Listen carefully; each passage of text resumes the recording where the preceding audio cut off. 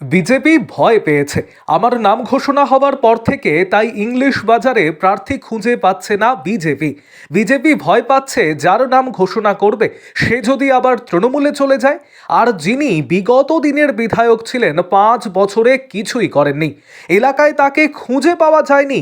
খুশির ঈদে সামিল হয়ে বিজেপিকে কটাক্ষ ইংলিশ বাজারের তৃণমূল কংগ্রেস প্রার্থী আশিস কুণ্ডুর।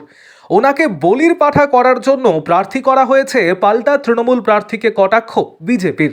খুশির নামাজ পাঠে অংশ নিতে দেখা যায় ইংলিশ বাজারের তৃণমূল কংগ্রেস প্রার্থী আশিস কুণ্ডুকে। তিনি জানান, আজ খুশির ঈদ, কিন্তু কেন্দ্রীয় সরকার এসআইআর এর নামে ঈদের খুশি কেড়ে নিয়েছে। ইংলিশ বাজার বিধানসভার বিজেপি প্রার্থী দিতে ভয় পাচ্ছে। অন্যদিকে এই বিষয়ে বিজেপির রাজ্য সাধারণ সম্পাদক অম্লান ভাদুরী জানান, তৃণমূলের টিকিট পেয়ে ওনার মাথা পাগল হয়ে গিয়েছে। তৃণমূলের হেভিওয়েট নেতারা এই কেন্দ্র ছেড়ে পালিয়েছে, তাকে এই কেন্দ্র থেকে বলির পাঠা করা হয়েছে।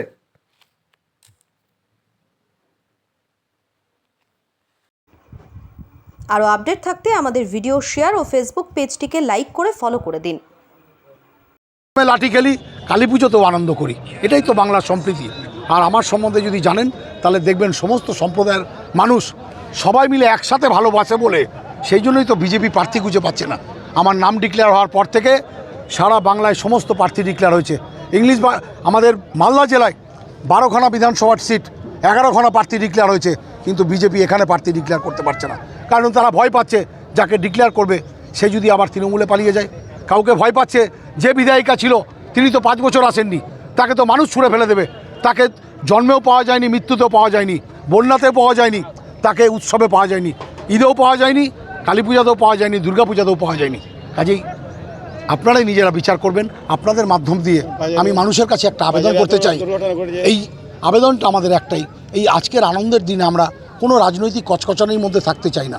আমরা চাই মানুষ আজকে আনন্দে মাতোয়ারা হোক, আনন্দে মেতে উঠুক, কিন্তু মনের কান্না, যে অ্যাডজুডিকেশনের কান্না, তা যেন আমাদের মিটে যায়, এটাই আমাদের প্রার্থনা।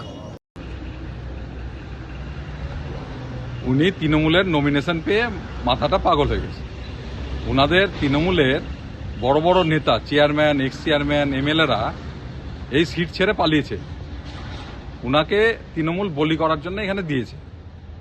তিনি বিজেপির চিন্তা করছেন। বিজেপির চিন্তা করার কোনো দরকার নেই। বিজেপি একটা গণতান্ত্রিক দল এবং এটা সবাই মিলে আলোচনা করে একটা টিম ওয়ার্ক হয় এবং দিল্লি থেকে ক্যান্ডিডেটের নাম ঘোষণা হয়। সঠিক সময়ে ঠিক সঠিক ক্যান্ডিডেট ঘোষণা হবে, তার এই বিষয়ে চিন্তা করতে হবে। তার দলের মতো বিজেপি দল তার কোম্পানি না। কোম্পানির সিও ঠিক করে নিল একজনকে ক্যান্ডিডেট, তাকে ক্যান্ডিডেট দিয়ে দিল। এইভাবে তো বিজেপি চলে না। বিজেপি তো একটা দল, সবাই মিলে একটা টিম ওয়ার্ক হয় এবং কেন্দ্রীয় লেভেল থেকে হয়। তাই বলবো, বিজেপির চিন্তা না করে তিনি তার যে ভোটে খাটছেন, কিভাবে হারবেন তার চিন্তা করুন। কত ভোটে হারবেন সেই অঙ্কটা গুনুক।